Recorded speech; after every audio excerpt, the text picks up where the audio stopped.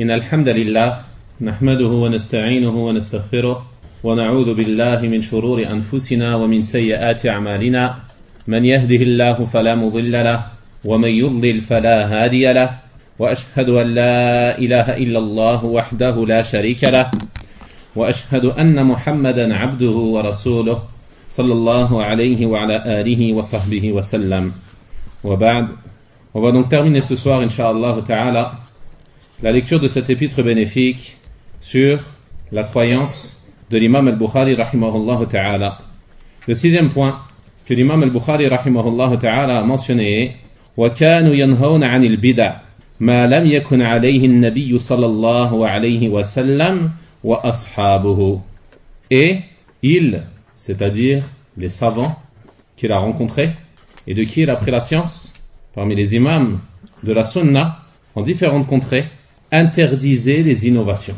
Et ils interdisaient les innovations, qui sont ce sur quoi n'était pas le prophète sallallahu alayhi wa sallam, ainsi que ses compagnons, radiyallahu ta'ala anhum. Donc cette question et ce point, il fait partie des points essentiels de la croyance des gens de la sunna et du groupe. Comme vous le voyez, l'imam al-Bukhari rahimahullah ta'ala, de par son importance, il l'a mentionné ici. Et il concerne la mise en garde contre les innovations, al-bid'a. Et ceci désigne les innovations en religion. Les innovations en religion. Quant aux choses qui sont ordinaires, les choses qui font partie des affaires mondaines, alors celles-ci, elles ne sont pas appelées innovations en religion. Et elles ne font pas partie de ceux contre quoi le prophète sallallahu alayhi wa sallam a mis en garde, même si elles sont appelées innovations en termes linguistiquement. C'est-à-dire par exemple les choses nouvelles, parmi les appareils, les différents appareils qu'on utilise aujourd'hui, les voitures, les moyens de transport, etc., qui n'étaient pas présents au temps du prophète sallallahu alayhi wa sallam. Ces choses-là sont des innovations, ce sont des choses nouvelles, mais ce ne sont pas des choses nouvelles en religion. L'interdiction qui est visée ici, ce sont les choses nouvelles en religion, celles par lesquelles on cherche à se rapprocher d'Allah subhanahu wa ta'ala. Donc al-bid'a, l'innovation, shar'an hiya at-ta'abbudu lillah bima lam yashra'hu Allah. Ou, كما ذكر الإمام البخاري رحمه الله تعالى التعبد لله بما لم يكن عليه النبي صلى الله عليه وسلم وأصحابه. Donc l'innovation, elle désigne le fait de chercher à se rapprocher d'Allah par une chose qu'Allah n'a pas légiférée. Le fait de se rapprocher d'Allah, de chercher à se rapprocher d'Allah par une chose qu'Allah n'a pas légiférée. Ou alors, comme l'imam al-Bukhari rahimahullah ta'ala a dit ici, le fait de chercher à se rapprocher d'Allah par une chose sur laquelle n'était pas ni le prophète sallallahu alayhi wa sallam, ni ses compagnons, radiyallahu ta'ala anhum. Est-ce qu'il y a une contradiction entre ces deux définitions? C'est la même chose. Naam. Car ce qu'Allah a ordonné, c'est ce sur quoi était le prophète sallallahu alayhi wa sallam et ses compagnons radiyallahu ta'ala anhum. Donc le sens de ces deux définitions est le même. Et ces définitions, elles sont tirées des textes du Coran et de la Sunna.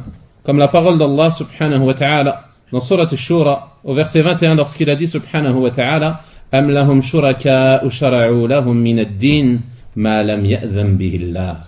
Aurait-il des associés, c'est-à-dire des associés à Allah, qui auraient établi pour eux des règles religieuses qu'Allah n'a jamais permises? Donc ce verset, c'est une preuve claire et explicite de l'interdiction des innovations. Celui qui innove en religion, tu lui demandes, est-ce que quelqu'un d'autre qu'Allah subhanahu wa ta'ala t'a légiféré des choses en religion? Si ceci n'est pas présent dans ce qu'Allah subhanahu wa ta'ala a ordonné, et dans ce que son messager sallallahu alayhi wa sallam a ordonné, donc, d'où tires-tu cette chose par laquelle tu cherches à te rapprocher d'Allah subhanahu wa ta'ala? Et parmi les preuves de la sunna sur l'interdiction des innovations, il y a la parole du prophète sallallahu alayhi wa sallam lorsqu'il a dit Alaykum bi sunnati wa sunnati al-khulafa'i ar-rashidin al-mahdiyyin min ba'di tamassaku biha wa 'addu 'alayha bin nawajiz wa iyyakum wa muhdathati al-umur فَإِنَّ كُلَّ بِدْعَةٍ ضَلَالَةٍ. Accrochez-vous à ma sunnah et à la sunnah des califes bien guidés après moi. Cramponnez-vous-y, mordez-y avec vos molaires. Et ceci est une image pour désigner le fait de s'accrocher fermement à la sunna du prophète sallallahu alayhi wa sallam et celle des califes bien guidés après lui. Ensuite, il a dit sallallahu alayhi wa sallam, et prenez garde aux choses nouvelles, c'est-à-dire les choses nouvelles en religion, car toute innovation est égarement. Ainsi, si une personne, elle cherche à se rapprocher d'Allah subhanahu wa ta'ala, par une chose qu'Allah subhanahu wa ta'ala n'a pas légiféré, ou par une chose sur laquelle ni le prophète sallallahu alayhi wa sallam, ni ses compagnons, radiyallahu ta'ala anhum, n'étaient, ils ne l'accomplissaient pas. Alors celui-ci, il est tombé dans l'innovation. Il est tombé dans l'innovation. Que cette chose concerne la aqidah, la croyance, ou alors qu'elle concerne les œuvres, comme la prière, le jeûne, ou alors qu'elle concerne les comportements ou autres, quelle que soit la chose qui est innovée, qui fait partie des choses nouvelles, qui n'a pas été ordonnée par Allah subhanahu wa ta'ala, et que le prophète sallallahu alayhi wa sallam, ni ses compagnons radiyallahu ta'ala anhum, n'ont pas fait, n'ont pas ordonné, alors ceci fait partie des innovations en religion. Et celui qui fait cela, qui cherche à se rapprocher d'Allah subhanahu wa ta'ala par une œuvre qui n'est pas légiférée, son œuvre, elle est rejetée. Pourquoi elle est rejetée? Car il fait partie des conditions de l'acceptation des œuvres. Deux choses. L'ikhlas ou le mutaba'a. La sincérité envers Allah, le fait de vouer ton œuvre exclusivement à Allah subhanahu wa ta'ala, et le suivi du messager d'Allah sallallahu alayhi wa sallam. Et celui-ci, il n'a pas rempli la deuxième condition. Même s'il est sincère envers Allah subhanahu wa ta'ala, aussi sincère soit-il, s'il accomplit une œuvre qui n'est pas légiférée dans la religion qu'Allah n'a pas ordonnée, que le prophète sallallahu alayhi wa sallam n'a pas ordonnée, que les compagnons radiyallahu ta'ala anhum n'ont pas pratiqué, alors celui-ci, son œuvre, elle est rejetée. Même s'il l'avoue exclusivement à Allah subhanahu wa ta'ala. Ceci ne lui sera rien profitable. Au contraire, cette œuvre, elle sera pour lui source de regret, car il a désobéi à Allah subhanahu wa ta'ala en cherchant à se rapprocher par une œuvre qu'il n'a pas légiférée. On rapporte à ce sujet de Sa'id ibn al-Musayyab, rahimahullah ta'ala, qu'un jour il vit un homme, après la prière du Fajr, multiplier les unités de prière. Et comme vous le savez, après la prière du Fajr, jusqu'au Shuruq, et un petit peu de temps après, n'a plus le droit de prier, sauf pour celui qui souhaite rattraper les 2 unités surrogatoires du Fajr. Donc lui, il multipliait les prières. Alors Sa'id ibn al-Musayyab l'a réprimandé. Cet homme, qu'est-ce qu'il lui a répondu? Il lui a dit, est-ce qu'Allah subhanahu wa ta'ala va me châtier pour la prière? Il est en train de prier, il cherche à se rapprocher d'Allah subhanahu wa ta'ala. Il fait une œuvre qui à la base est légiférée, qui est la prière. Mais il l'a fait à un moment où il n'est pas légiféré de prier. Alors, Sa'id ibn al-Musayyab rahimahullah ta'ala, il lui a répondu d'une réponse très pertinente. Et il lui a dit, la, walakin yu'adhibuka ala mukhalafatika li sunnah. Non, mais il va te châtier pour ton opposition à la sunna du messager d'Allah, sallallahu alayhi wa sallam. Pourtant, il faisait une œuvre qui en apparence est une bonne œuvre. Mais celle-ci, à partir du moment où elle n'est pas conforme à la sunna du messager d'Allah, sallallahu alayhi wa sallam, c'est une cause de quoi? De châtiment. Elle est rejetée, et en plus de ça, il risque le châtiment à cause de cette œuvre. La preuve que cette œuvre est rejetée, c'est la parole du prophète, sallallahu alayhi wa sallam, rapportée par Al-Bukhari et Muslim, rahimahum Allah ta'ala, d'après Aïcha radiyallahu ta'ala anha, qui a dit, سمعت رسول الله صلى الله عليه وسلم يقول من أحدث في أمرنا هذا ما ليس منه فهو رد. Aïcha, elle dit, j'ai entendu le messager d'Allah sallallahu alayhi wa sallam dire, quiconque instaure dans notre ordre, c'est-à-dire dans notre religion, une chose qui n'en fait pas partie, alors celle-ci est rejetée. Et dans une autre version rapportée par l'imam Muslim, rahimahullah, elle a dit, man amila amalan laysa alayhi amruna fahuwa radd. Quiconque accomplit une œuvre que nous n'avons pas ordonnée, alors elle est rejetée. Quelle est la différence entre ces deux versions du hadith? Qu'est-ce qu'on profite à travers ces deux narrations? Naam? Celui qui est avant et deux. Naam. Ahsant. Barakallahu fik. Dans le premier hadith, le prophète sallallahu alayhi wa sallam, il dit, man ahdatha fi amrina. Celui qui instaure dans notre religion une chose qui n'en fait pas partie, elle est rejetée. Donc lui, il a instauré la chose. Et ceci est blâmable. Dans le deuxième hadith, il nous informe que même si ce n'est pas lui qui l'a instauré, mais qu'il suit quelqu'un d'autre, il œuvre par cette chose qu'on lui a enseignée. Il a étudié auprès d'un enseignant qui fait partie des gens de l'innovation et qui lui a appris des choses qui ne sont pas légiférées. Il se rapproche d'Allah subhanahu wa ta'ala par ces choses. Il essaye de se rapprocher d'Allah subhanahu wa ta'ala par ces choses. Son œuvre, elle est rejetée. Man amila amalan laysa alayhi amruna fahuwa radd. Donc la deuxième version du hadith, elle est plus générale que la première.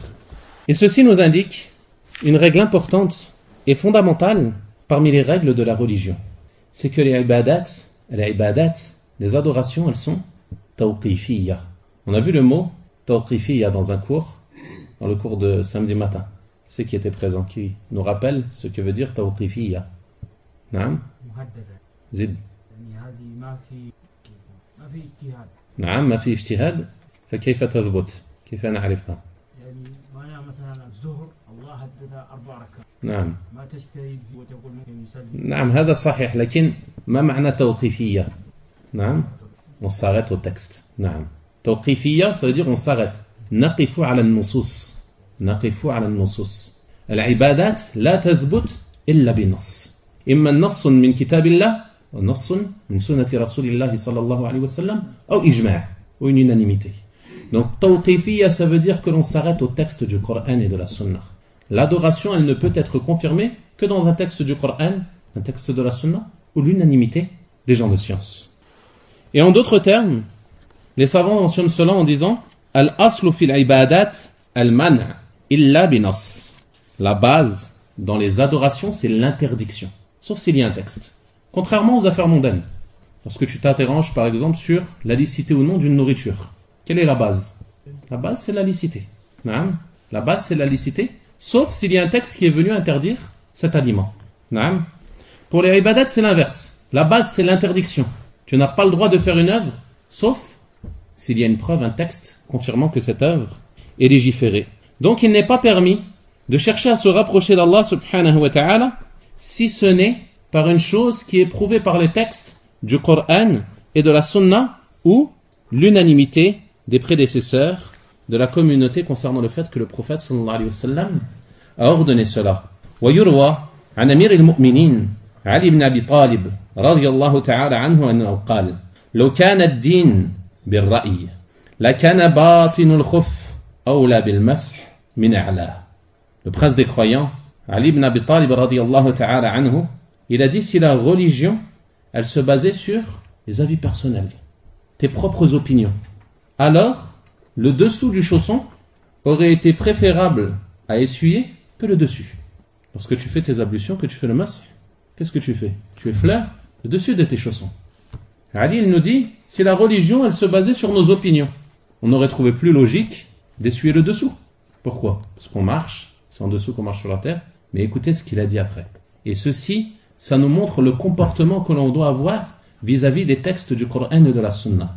Il dit وَقَدْ رَأَيْتُ رَسُولَ اللَّهِ صَلَى اللَّهُ عَلَيْهِ وَسَلَّمْ يَمْسَحُ عَلَى ظَاهِرِ خُفَّيْهِ. J'ai vu le prophète sallallahu alayhi wa sallam faire l'effleurement sur le dessus de ses chaussons. C'est tout. Ce n'est pas plus compliqué que ça. Il s'arrête à ce qui est mentionné dans la Sunna. Et cela nous montre, comme l'a rappelé le frère tout à l'heure, c'est que la raison, elle n'a pas sa place dans l'établissement de règles dans la législation. Tu n'établis pas une règle dans la religion de par ta raison. Mais les règles, elles sont établies par les textes du Coran et de la Sunna. Ensuite, l'imam al-Bukhari, rahimahullah ta'ala, il a ici argumenté en mentionnant 2 preuves du livre d'Allah subhanahu wa ta'ala pour nous dire que les innovations sont interdites en religion. Il a dit, rahimahullah, لِقَوْلِهِ تَعَالَى وَاعْتَصِمُوا بِحَبْلِ اللَّهِ جَمِيعًا وَلَا تَفَرَّقُوا. Et accrochez-vous tous ensemble au câble d'Allah et ne soyez pas divisés. Hablullah, le câble d'Allah, huwa dinu, c'est sa religion. Accrochez-vous à la religion d'Allah. وقيل في تفسيره هو القرآن وقيل السنة وغير ذلك من الأقوال ولا تعارض بينها. Et il a été dit également que le câble d'Allah c'est le Coran. Il a été dit que c'est la Sunna. Et il n'y a pas de contradiction entre toutes ces paroles qui sont venues dans le tafsir de ce verset. Toutes elles se rejoignent sur quoi? Sur le fait de s'accrocher à la religion d'Allah subhanahu wa ta'ala. S'accrocher au livre d'Allah, à la sunna du messager d'Allah sallallahu alayhi wa sallam selon la compréhension des sahaba, selon la compréhension des compagnons. Donc Allah subhanahu wa ta'ala, il nous ordonne dans ce verset de nous accrocher à sa religion et il nous interdit de nous diviser. Et il n'y a pas de doute qu'on compte parmi les plus grandes causes de division au sein de la communauté de l'islam, le fait d'instaurer des choses nouvelles en religion. Si nous revenions tous à ce sur quoi était le messager d'Allah sallallahu alayhi wa sallam, que nous nous accrochions au texte du Coran, au texte de la Sunna, il n'y aurait pas de division. Seulement les gens ont instauré des innovations. des choses qui n'étaient pas présentes au temps du prophète sallallahu alayhi wa sallam, des choses qu'Allah n'a pas légiférées, que le prophète n'a pas ordonné, que les compagnons radiyallahu ta'ala anhum n'ont pas mis en pratique. Donc les gens ils se sont divisés. À cause de quoi? À cause de ces innovations. À chaque fois que quelqu'un venait instaurer une innovation, il trouvait des suiveurs et il partait avec un groupe de musulmans. Et ainsi de suite. Et ce jusqu'à nos jours. Et ce jusqu'à nos jours, il y a encore des gens qui viennent, qui instaurent des nouvelles règles en religion, qui prennent avec eux des suiveurs et qui rajoutent de la division à la communauté. Et cette division, malgré ça, elle est inévitable. Le prophète sallallahu alayhi wa sallam, il nous a annoncé que cette communauté allait se diviser, comme il est venu dans le hadith appelé hadith al-iftiraq, le hadith concernant la division de la communauté, dans lequel le prophète sallallahu alayhi wa sallam a dit iftaraqat al-yahud ala 71 firqa. Les juifs se sont divisés en 71 groupes. Wa tafarraqat an-nasara ala 72 firqa. Et les chrétiens se sont divisés en 72 groupes. Wa sataftariqu ummati ala 73 firqa, wahidatun fil jannah wa 72 fil nar. Le prophète sallallahu alayhi wa sallam il dit ensuite et ma communauté va se diviser en 73 groupes, un au paradis et 72 en enfer. Cela veut dire 72 qui sont sous la menace de l'enfer, car ils sont divisés, ils ont innové en religion. Il a été dit au messager d'Allah sallallahu alayhi wa sallam, qui sont-ils? C'est-à-dire, qui sont-ils ceux qui iront au paradis? Quel est le groupe qui va être sauvé du feu de l'enfer? Qala sallallahu alayhi wa sallam, al-jama'a, le groupe. Ceux qui sont restés sur ce quoi était le messager d'Allah sallallahu alayhi wa sallam.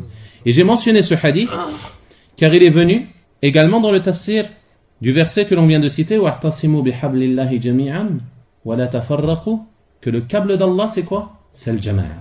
Et ici on voit que le prophète sallallahu alayhi wa sallam nous indique que sa communauté elle va se diviser et il y a un seul groupe qui va aller au paradis, c'est qui? Al-jama'a. Ceux qui sont restés sur ce quoi était le messager d'Allah sallallahu alayhi wa sallam ainsi que ses compagnons radiyallahu ta'ala anhum. Ils ne se sont pas divisés, ils n'ont pas instauré des nouvelles règles en religion, ils n'ont pas suivi les passions diverses qui s'opposent à la sunna du messager d'Allah sallallahu alayhi wa sallam. Et l'ordre de l'union en religion et de ne pas se diviser, cela fait partie des fondements immenses de notre religion, mes frères. L'union, comme l'a rappelé notre frère Abdel Karim hafidahullah dans le sermon du vendredi, c'est une chose fondamentale de notre religion, de nous unir sur la vérité, sur la religion d'Allah subhanahu wa ta'ala. Donc, une fois que tu as compris que cette union, c'est un fondement parmi les fondements de gens de la sunna, tu comprendras alors que quiconque s'oppose à l'union des musulmans et cherche à les diviser, alors il s'oppose à quoi? À un fondement des gens de la sunna. Il s'oppose à un fondement des gens de la sunna. Car il y a des gens qui ne comprennent pas lorsqu'ils voient une personne appelée à la division, causer la division des musulmans, mettre en garde contre les gens de science, les étudiants en sciences sans aucune preuve, et diviser les gens qui se fanatisent pour lui et d'autres qui le délaissent et suivent la vérité. Certaines personnes s'étonnent et se disent, mais pourquoi les savants mettent en garde contre lui? Certes, il a fait une erreur, il s'est trompé, mais pourquoi mettre en garde contre lui? Il s'est opposé à un fondement essentiel de notre religion qui est al-ijtima'. Il refuse l'union. Il refuse l'union des musulmans. Celui-ci, c'est un opposant dans cette œuvre aux gens de la sunna.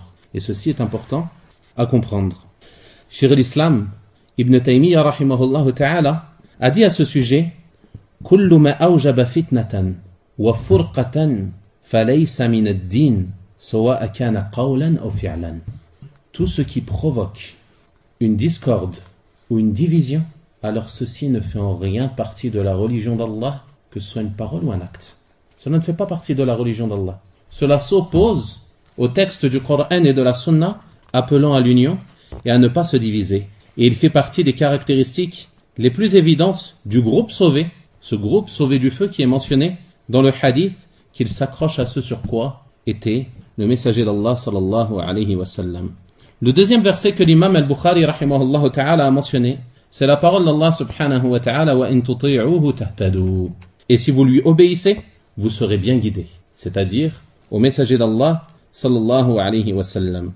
C'est-à-dire que vous serez bien guidés vers le droit chemin d'Allah subhanahu wa ta'ala. Et il n'y a aucun moyen et aucune possibilité pour être guidé si ce n'est l'obéissance au messager d'Allah sallallahu alayhi wa sallam.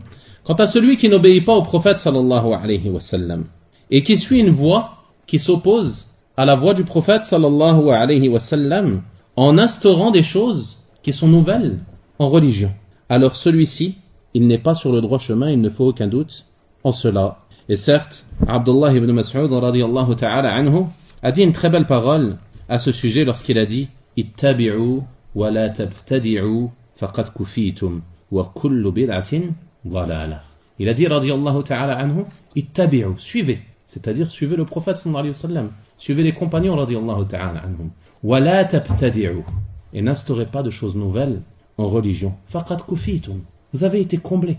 Vous n'avez pas besoin de vous fatiguer à inventer des choses. Tout vous a été clarifié. Le droit chemin, il vous a été clarifié dans le Coran, il vous a été clarifié dans la Sunna. Le prophète sallallahu alayhi wa sallam, il dit taraktukum ala al-mahajjati al-bayda, layluha kanahariha, la yaziru anha illa halik. Je vous ai laissé sur une voie blanche, claire, de jour comme de nuit. Nul ne s'égare de celle-ci, si ce n'est une personne qui court à sa perte. Allah subhanahu wa ta'ala, il nous a tout clarifié en religion. Rien n'est compliqué, notre religion elle est claire, on a été comblé. Ensuite, Ibn Mas'ud, il dit wa kullu bid'atin dhalala, toute innovation est égarement.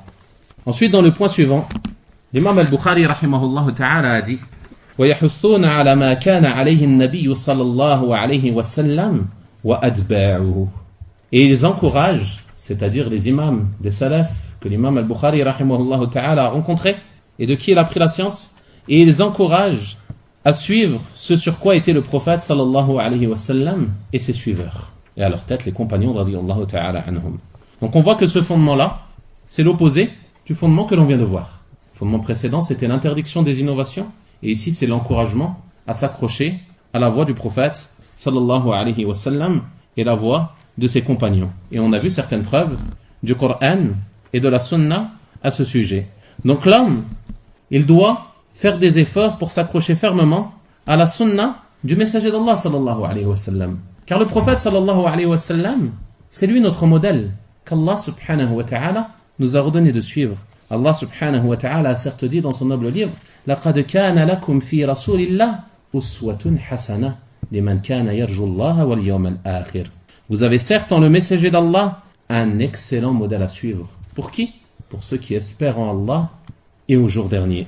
Les savants, rahimahumullah, ils se sont servis de ce verset comme preuve démontrant que la base concernant les œuvres, les actes du messager d'Allah sallallahu alayhi wa sallam, c'est que ce sont des choses sur lesquelles on doit le suivre. Tant qu'il n'y a pas une preuve qui vient démontrer que c'est une chose spécifique à lui.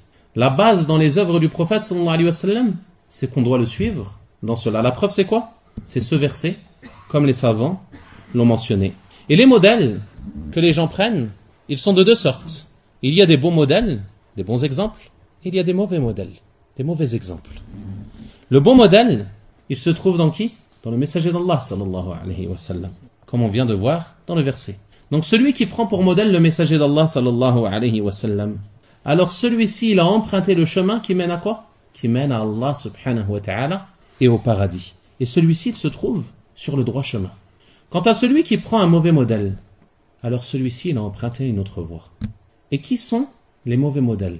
C'est toute personne qui est suivie dans une chose qui s'oppose à ce qu'a légiféré le messager d'Allah sallallahu alayhi wa sallam. Si tu suis une personne dans une chose qu'Allah et son messager sallallahu alayhi wa sallam n'ont pas légiféré, alors sache que cette personne est un mauvais modèle. C'est un exemple à ne pas suivre. Comme Allah subhanahu wa ta'ala a dit au sujet des mécréants, lorsque les messagers, alayhimus salatu wassalam, les ont invités à les suivre. Qu'est-ce qu'ils leur ont répondu? Inna wajadna aba'ana ala umma. Nous avons trouvé nos ancêtres sur, le mot umma ici il veut dire millah, sur une religion. Nous avons trouvé nos ancêtres sur une religion. Wa inna ala atharihim muhtadun. Et nous nous guidons sur leurs traces. C'est-à-dire sur leurs traces qui s'opposent à la voie du messager d'Allah sallallahu alayhi wa sallam. Donc le musulman, il doit regarder qui il prend pour modèle. Est-ce que la personne que tu as pris pour modèle, elle suit le messager d'Allah sallallahu alayhi wa sallam? Est-ce que ses actes sont conformes au livre d'Allah subhanahu wa ta'ala, à la sunna du messager d'Allah sallallahu alayhi wa sallam? Ou alors, est-ce que ses actes et ses agissements s'opposent aux ordres d'Allah et aux ordres de son messager sallallahu alayhi wa sallam? Et ça, c'est une chose très importante. Car il y a des personnes, par exemple, ils vont étudier la science pendant plusieurs années avec une personne affiliée à la science. Et ce cheikh va devenir quoi? Leur modèle. Ils vont commencer à le suivre dans tout ce qu'il fait. Ils vont commencer à le suivre dans tout ce qu'il fait. Tant que ce qu'il fait est conforme à la sunna du messager d'Allah, sallallahu alayhi wa sallam, alhamdulillah, il n'y a pas de mal, au contraire. Lorsque tu vois quelqu'un, un frère, assidu à la prière à la mosquée, qui fait beaucoup d'aumônes, qui jeûne, et que tu le prends pour modèle dans cela, c'est une bonne chose. Pourquoi? Car la base du modèle est qui? C'est le messager d'Allah, sallallahu alayhi wa sallam. Mais s'il fait une chose qui s'oppose à la sunna du prophète, sallallahu alayhi wa sallam, s'il transgresse les ordres d'Allah, subhanahu wa ta'ala, s'il fait un grand péché, et que tu le prends pour modèle dans ce grand péché, est-ce que tu penses que tu seras excusé auprès d'Allah, subhanahu wa ta'ala? Est-ce que tu penses que celui-ci est un bon modèle ou un mauvais modèle? Tu ne dois pas le suivre dans cela. Tu ne dois pas le suivre dans cela. Aussi longtemps soient les années que tu as étudié la science auprès de lui, aussi grande soit sa science, aussi éminent soit-il, s'il transgresse les ordres d'Allah, subhanahu wa ta'ala, ne le suis pas dans cela. Délaisse cela. Préviens les musulmans contre le mal de cette action. Mais ne le suis pas, car il ne te sera d'aucun argument auprès d'Allah, subhanahu wa ta'ala.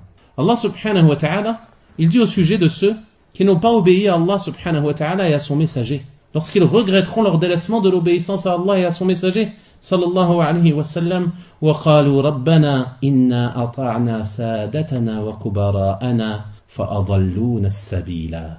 Ô Seigneur, nous avons obéi à nos chefs et nos grands. C'est donc eux qui nous ont égarés du chemin. C'est donc eux qui nous ont égarés du chemin. C'est l'excuse qu'ils vont mentionner au jour de la résurrection, Allah subhanahu wa ta'ala. Nous avons suivi nos chefs et nos grands. Est-ce que cette excuse leur sera profitable? Non. Le droit chemin, il leur a été clarifié. La voie droite, elle est claire, comme on l'a dit. C'est eux qui ont choisi d'emprunter un autre chemin. Le fait de suivre nos grands, nos chefs, dans l'égarement, cela n'est pas utile auprès d'Allah subhanahu wa ta'ala. Seigneur, nous avons obéi à nos chefs et à nos grands, c'est donc eux qui nous ont égarés du chemin. Ensuite, l'imam al-Bukhari, rahimahullah ta'ala, il a mentionné comme preuve de ce fondement la parole d'Allah subhanahu wa ta'ala qui a dit وَأَنَّ هَذَا صِرَاطِي مُسْتَقِيمًا فَاتَّبِعُوهُ وَلَا تَتَّبِعُوا السُّبُلَ فَتَفَرَّقَ بِكُمْ عَنْ سَبِيلِهِ ذَلِكُمْ وَصَّاكُمْ بِهِ لَعَلَّكُمْ تَتَّقُونَ. Et voilà mon chemin dans toute sa droiture. Suivez-le donc et ne suivez pas les sentiers qui vous écartent de sa voie. Voilà ce qu'il vous a enjoint. Ainsi atteindrez-vous la piété. Lorsqu'il dit « Et voilà mon chemin dans toute sa droiture », c'est-à-dire voilà le chemin qui mène à Allah subhanahu wa ta'ala, le chemin qui mène au paradis. Suivez-le donc afin d'obtenir le succès, afin d'obtenir la réussite dans l'au-delà. « Wala tattabi'u subul » et ne suivez pas les sentiers qui sont les voies qui s'opposent à la voie droite, les voies qui s'opposent à la voie du messager d'Allah sallallahu alayhi wa sallam. Fatafarraqa bikum an sabili. Elles vous écarteront du sentier, c'est-à-dire qu'elles vous égareront, elles vous le diviseront. Et si vous vous écartez, vous égarez du droit chemin, alors sachez qu'il n'y a pas d'autre chemin, si ce n'est les chemins vers le feu de l'enfer. Celui qui prend un chemin autre que le chemin droit, il faut savoir qu'il est forcément sur un chemin parmi les chemins du feu de l'enfer. À partir du moment où tu t'opposes au texte du Coran et de la Sunna, ton œuvre, ton agissement, le chemin que tu empruntes, c'est un chemin qui mène en enfer, wa l'iyadu billah. Ensuite, l'imam al-Bukhari, rahimahullah ta'ala, a mentionné le 8e fondement qu'il a évoqué dans ce livre, et il a dit wa alla yunazi' al-amr ahlahu, et le fait de ne pas disputer le pouvoir à ceux qui le détiennent, c'est-à-dire de ne pas sortir contre les gouverneurs des musulmans. Il n'est pas permis pour les musulmans de se révolter contre les gouverneurs musulmans, même s'ils font des péchés, même si ce gouverneur est un pervers, même si ce gouverneur fait des péchés publiquement, aussi mauvais soit-il tant qu'il est musulman, il n'est pas permis de se révolter contre lui. Et sachez mes frères que la révolte contre ceux qui détiennent le commandement, elle est de deux sortes. Il y a la révolte avec les actes, en les combattant, en faisant des manifestations, ou autre chose parmi les formes de révolte, mais il y a également la révolte par la langue, comme le font les imams de l'égarement à notre époque, qui appellent les musulmans dans différents pays à se révolter contre leur gouverneur, à sortir contre leur gouverneur, sous prétexte d'interdire la corruption comme ils le prétendent. Mais ce qu'ils font est une des plus grandes formes de corruption. Et ce qui se produit à notre époque dans différents pays musulmans, est une des plus grandes preuves concrètes de la justesse de ce à quoi nous a appelé notre prophète sallallahu alayhi wa sallam. De patienter sur les injustices des gouverneurs. Même s'il est injuste, ne te révolte pas contre lui, ni par tes actes, ni par ta parole. Ensuite, il a mentionné un hadith en preuve de cela. Il a dit لقول النبي صلى الله عليه وسلم ثلاث لا يغل عليهن قلب امرئ مسلم إخلاص العمل لله وطاعة ولاة الأمر ولزوم جماعتهم فإن دعوتهم تحيط من ورائهم. Il a dit d'après la parole du prophète sallallahu alayhi wa sallam, il y a trois choses pour lesquelles le musulman ne doit avoir dans son cœur aucune amertume. La première, ikhlasul amali lillah, le fait de vouer tes œuvres exclusivement à Allah subhanahu wa ta'ala. De ne pas faire de polythéisme, que tu voues l'ensemble de tes œuvres entièrement à Allah. Et celui qui fait cela, il n'y a pas de doute que cela va retirer l'amertume qu'il peut y avoir dans son cœur. Ensuite, il a dit وَطَاعَةُ وُلَاةِ الْأَمْرِ, et l'obéissance aux détenteurs du commandement. Ceux qui se révoltent contre les détenteurs du commandement, c'est à cause de quoi? C'est à cause de cette rancune, de cette amertume qui se trouve dans leur cœur. Mais s'ils se soumettaient et purifiaient leur cœur de ces amertumes, et se soumettaient au texte du Coran et de la Sunna, leur cœur aurait été guéri de cette maladie. Ensuite, il dit le prophète sallallahu alayhi wa sallam وَلُزُومُ جَمَاعَتِهِمْ, et le fait de s'accrocher à leur groupe. C'est-à-dire de rester avec le groupe des musulmans. Ne pas se séparer d'eux. Comme on l'a dit, le fait de se séparer du groupe de musulmans, cela peut être par quoi? Par le fait de suivre les innovations en religion. C'est une forme de sortie du groupe des musulmans, mais également le fait de sortir contre les gouverneurs est une cause de division entre les musulmans et qui fait sortir la personne de leur groupe. Il dit ثم أكد في قوله تعالى أطيعوا الله وأطيعوا الرسول وأولي الأمر منكم. Obéissez à Allah, obéissez aux messagers et aux détenteurs du commandement parmi vous. Obéissez à Allah, ça c'est bon, on a tous compris. Obéissez aux messagers, sallallahu alayhi wa sallam, on a compris également. Mais Allah subhanahu wa ta'ala, il nous dit ensuite, et aux détenteurs du commandement parmi vous. L'obéissance aux détenteurs du commandement parmi les musulmans, c'est également un ordre qu'Allah subhanahu wa ta'ala nous enjoint.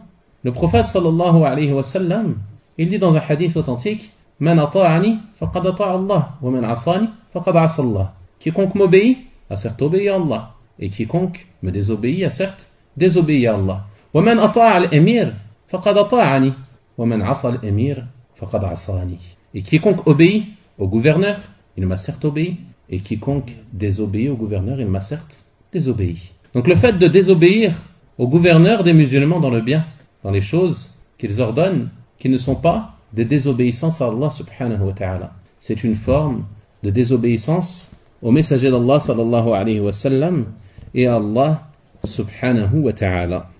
Et les détenteurs du commandement ici dans ce verset, cela désigne deux catégories de personnes.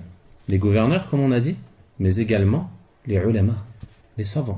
Les savants, ils font partie des détenteurs du commandement. En effet, ce sont eux qui commandent la communauté. Les savants, ils orientent la communauté en leur clarifiant la charia. Ils leur expliquent les règles de la législation.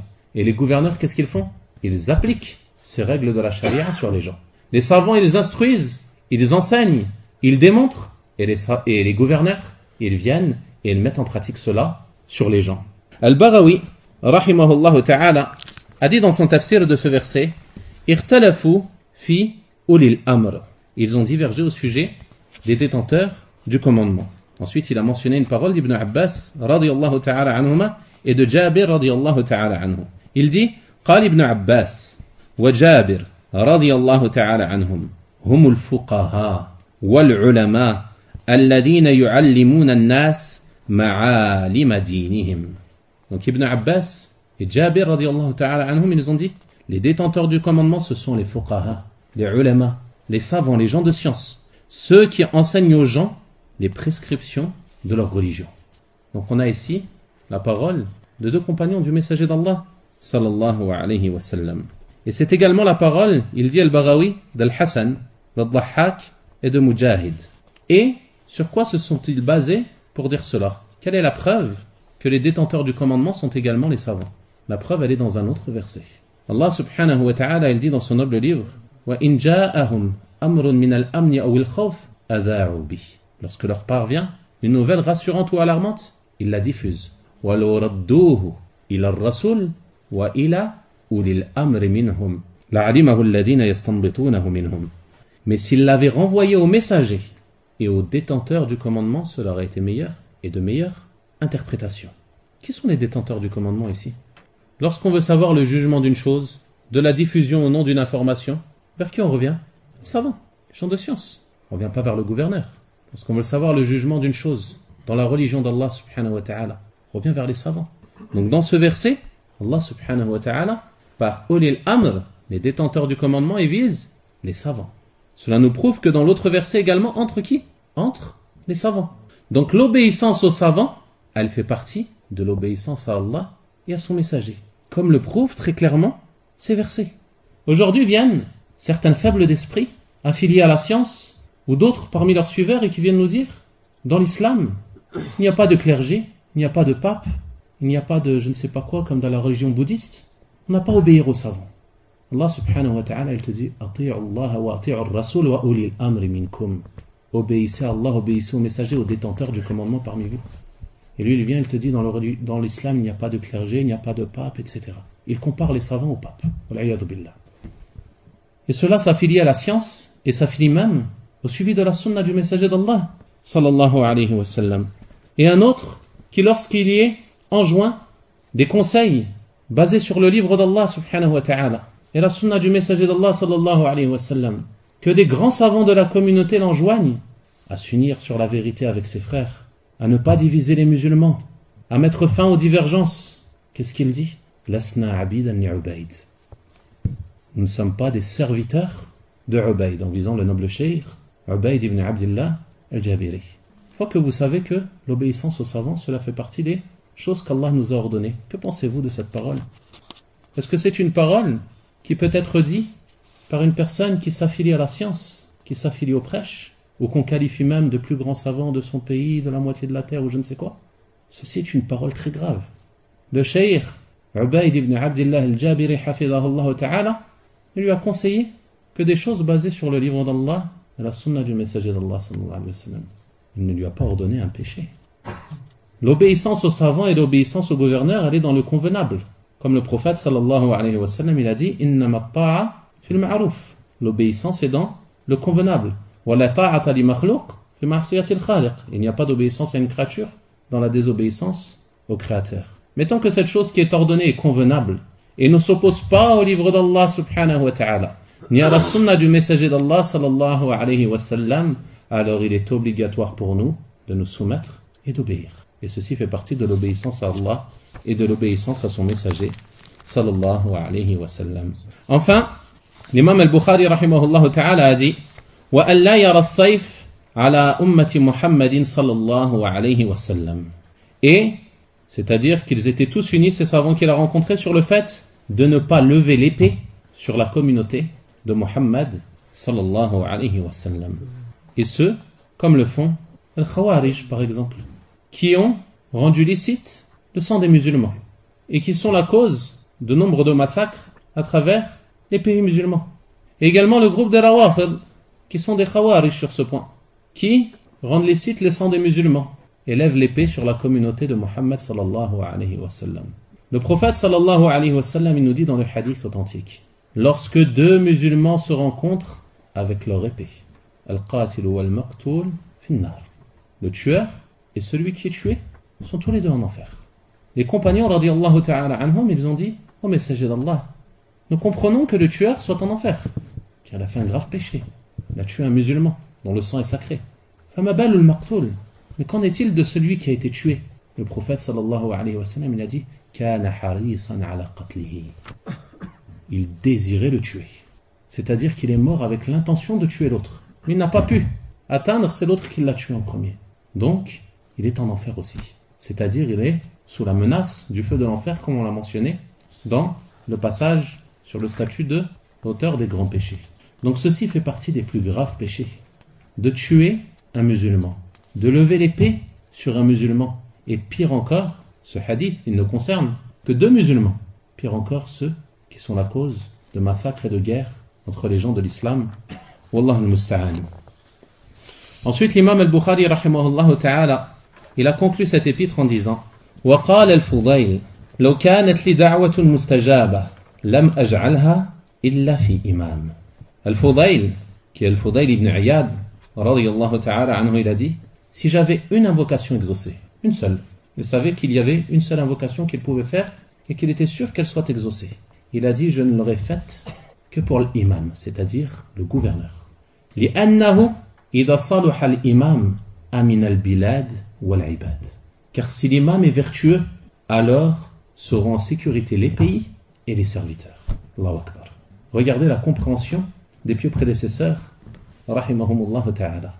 Aujourd'hui, les gens, ils voient un gouverneur qui est corrompu, un gouverneur qui a fait certains péchés. Ils vont s'empresser de le diffuser. Il va sur Facebook, sur Twitter. Regardez, le gouverneur de tel pays a fait ceci et cela. Regardez, dans tel pays, ils ont autorisé tel péché.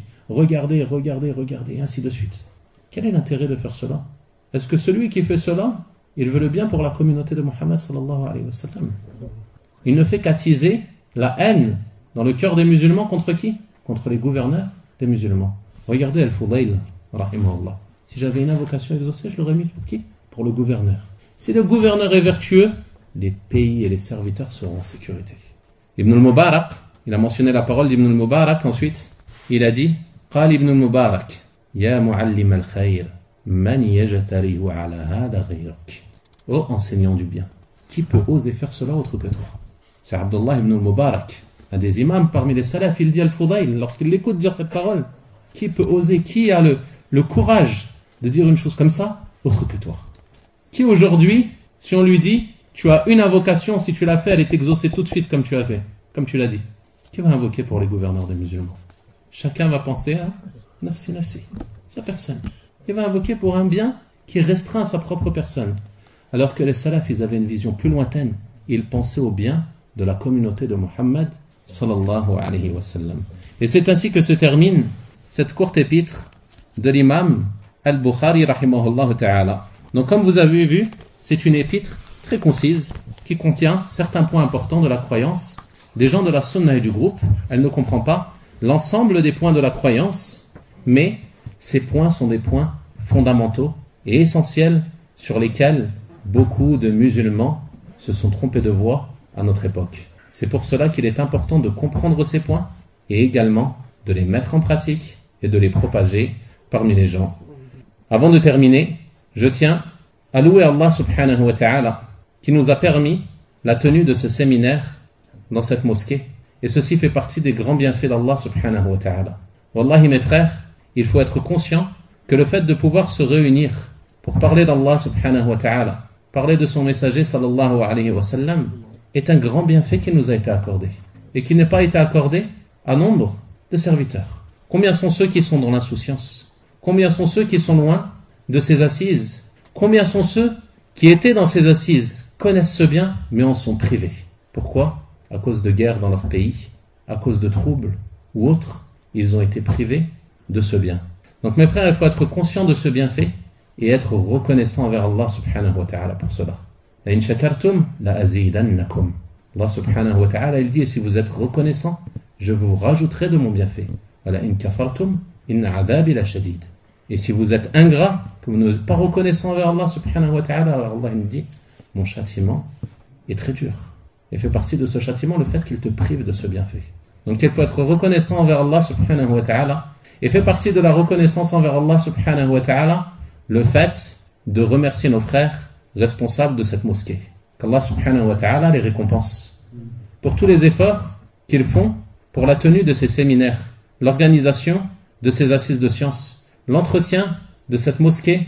Allahumma barik, qu'Allah subhanahu wa ta'ala les récompense grandement. Et ne les oubliez pas, wallahi, dans vos invocations, et également, ne les oubliez pas, et entraidez-vous avec eux, autant que vous pouvez, avec vos personnes et avec vos biens.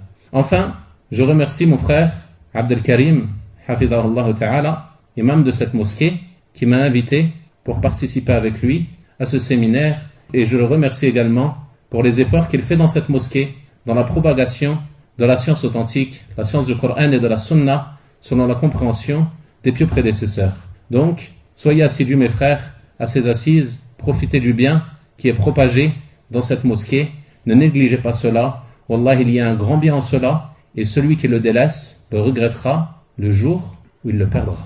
Donc profitez. Vous ne savez pas jusqu'à quand ce bienfait va durer. Donc profitez-en pendant que vous le pouvez. Bi'idhnillahi ta'ala. As'alallah subhanahu wa ta'ala an yaghfira lana wa yataqabbal minna a'malana innahu waliyyu dhalika wal qadiru alayhi. Wa sallallahu wa sallim wa barik ala nabiyyina Muhammadin wa ala alihi wa sahabatihi ajma'in. Walhamdulillahi rabbil alamin. Jazakumullah khairan.